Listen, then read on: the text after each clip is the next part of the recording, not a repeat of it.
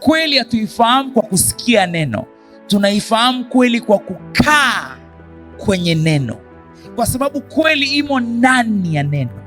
Kwa hiyo neno linapofunuliwa kwako, kweli inafunuliwa kwako. Kwa hiyo ndio maana kuna mtu anaweza akamwamini Yesu, lakini akawa kuna baadhi ya vitu vinamsumbua kwenye hisia zake, kwenye fikra zake. Anaota ndoto mbaya, au labda kuna changamoto fulani. Anachohitaji ni kitu kimoja, kukaa tu kwenye neno.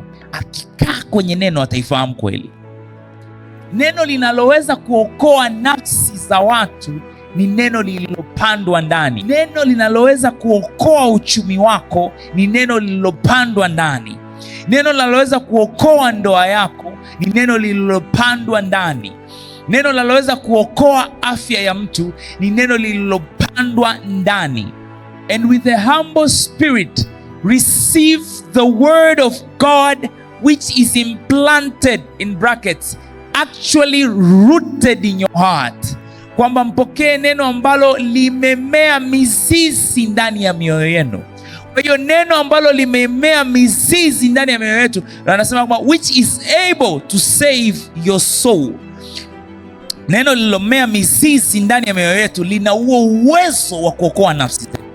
Kwa hiyo neno unalolisikia halina uwezo wa kuokoa nafsi yako. Neno ambalo limemea mizizi ndani yako ndio lenye uwezo wa kuokoa nafsi yako.